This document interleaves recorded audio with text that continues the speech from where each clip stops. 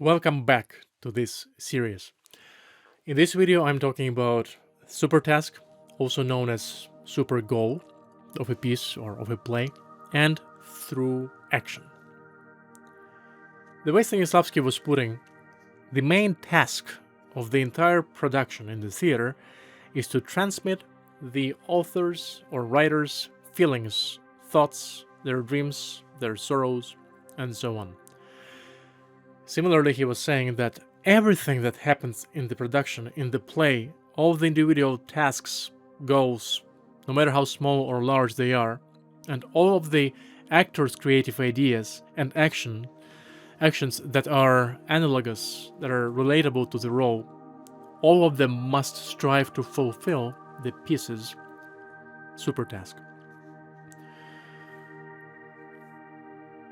In that light, even the most trivial detail that is not relevant to the supertask becomes harmful because it takes our attention away from the main goal, the central meaning of the work, and so it takes away attention of the audience, away from what we're trying to say.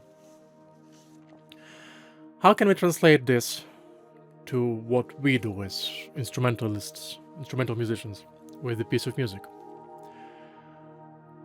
Well, perhaps in our studies of the piece, as we're discovering back to early videos, as we're discovering giving circumstances, what were the things that composer was living through as they were composing the piece of music. We might be discovering what the piece of music actually tries to convey in it.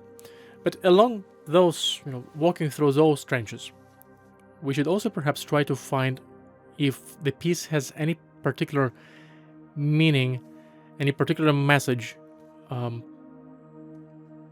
given the time that the piece was written. For example, if we look at the bunch of whether French or German music actually of the 19th century, we'll have the frequent recurrences of the hymns from the times of French Revolution, things of that nature that are related to the social scenery of the time as well as political ones. And at the same time, the super goal of the composer could be a lot smaller, could be a lot more personal if it was a loss of an important person in the composer's life, or they had to move to a different country. So therefore, they simply compose the piece to console themselves. Perhaps also, as a third option to think about it, exploring who the piece was dedicated to might shed extra light beyond just generic or beyond just abstract given circumstances. But what was the person who the piece was dedicated to was like? Maybe there were any peculiar stories or interactions between the composer and the person. So the super task could be hidden. I think as the music and the life on this planet has been going through the time, 18th century, 19th century, 20th century, and as music frequently is used as a form of a artistic protest against something, then we can start to find all sorts of different hidden messages in the music if we only look deep enough. But all of that is just food for thought. On the second side of this topic of finding the composer's supertask, Stanislavski was, for us composers, for Stanislavski it was the author, the writer. But second element is we must look not only for the supertask of the composer, but also we need to find supertask in our own mind, in our own heart as a performer. He was saying that it is essential to find the response in the actor's personality if the supertask and the role are to become living, vibrant, with all the colors of genuine human life. He was saying that if we as performers don't invest our own nature as a human being in the character that we are trying to convey or express from the stage, then what we are creating is dead.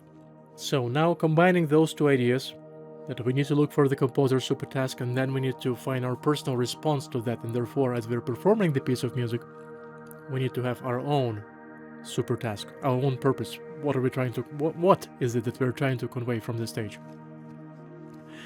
These methods, and I think specifically the second one, actually would allow us to find a deeper, more personal, and still yet more relatable connection to the piece of music that we're trying to convey. And it would be beautiful, actually, if such connection could have been, or rather could be expressed to the audience, so that they also know what to listen for in a piece of music that likely was composed some time ago, and now they have to listen it at whichever year they're listening to it these days, or whenever you're watching this video. The second part of this video I'm recording is about Throughaction. It's all written in one chapter of his book, Supertask and Throughaction. He was saying that it brings everything together and strings all the elements, all the parts, all the chapters of the story together. And Throughaction puts all of those elements towards the common supertask.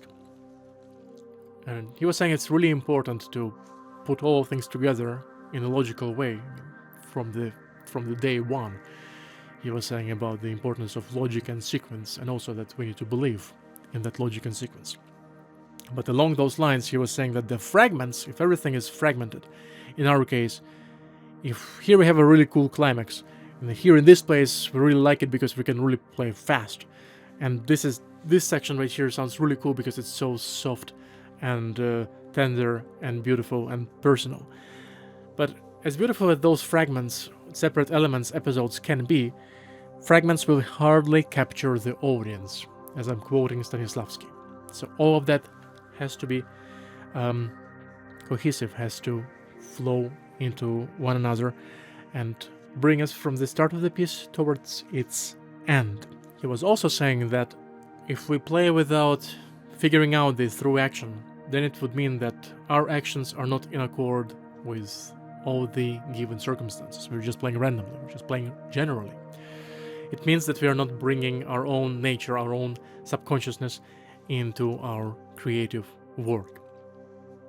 To wrap up this video, I wanted just to, as briefly as it will be possible, to explore some of the actionable items. What can we do? What are some of the steps that we can take in order to discover, or at least start thinking about the Throughaction of the piece?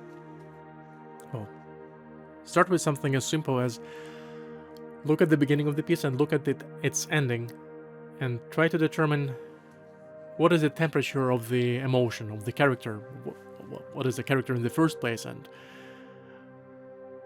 how does this piece end? Is it on the same level? Is it as sad or as happy as it was in the beginning? Is it more triumphant? Is it more victorious? Is it more despair? Is it about the same? There are some movements, there are some pieces that might end up on the same level as they began. Thinking of the short movements from symphonies like minuet dances that are used in instrumental music. But those are rather exceptions for this workflow, because otherwise, for the pieces that are written in a ternary form, ABA, and that are not minuets or trios and so on, or other similar examples with similar structures, we have to consider that there's something that happened in this B section that potentially have a potential of affecting how we, or how the character of the music that we're playing experiences things as we return back to the final A section of the piece. But anyway, that's entirely the topic for an entirely different video. Look at the beginning and look at the end, and then we can look through some of the main junctions, main points of the piece. Could be climaxes, could be most likely there is a good chance when there is a tempo change that probably the new character is introduced at that moment. And try to define what goes through the piece. How is the character being affected? How it's being changed? How it modulates? How it migrates from one scenery to another scenery? If it's stormy in the middle of the day, and now is it more nocturnal? It's night and lake and we can see the moon shining. Then start thinking about all of the transitions from one junction to another. So eventually we'll start creating a kind of a plan of how to get from point A, the beginning of the piece, to the point Z. Along those lines, if you're playing a multi-movement piece, sonatas, concertos, if you're a conductor looking at the symphonies, and many other examples, try also to think how all the movements are interconnected, and if there is any way to create some kind of a dramatic, emotional, expressive narrative that binds all of them cohesively. This works particularly easy in a more natural way if we are dealing with cyclic forms, like Beethoven Fifth Sonata, in which the same idea will be, same motive, same melody will be coming again and again and again in the next movements. Franck Symphony, Tchaikovsky Fifth Symphony, Schumann's Fourth, maybe Third to a certain degree, or maybe just Fourth. Those pieces, it's not very hard to think how to glue them together. Berlioz Fantastique, of course, another big example. But if it's everything else that is not written in a cyclic form, it doesn't mean that the second movement has absolutely nothing to do with the first one and has absolutely no reference to the fourth one, even though they may be having absolutely different melodic materials. Anyway, that's one of the ways how we can approach figuring out the through action of the piece and finding the logical sequence of how one event, one theme leads into another, and why are we getting to the second movement, and why the ending of then trying to answer the question why the end of the entire piece is triumphant, in more despair, or something else. Good luck with these things. I feel like this topic will be potentially useful to come back to in the future videos. And I will see you in the video that I will be uploading very shortly, and that video is going to be about the tempo rhythm. Happy learning, happy experimenting. I'll see you in the next one.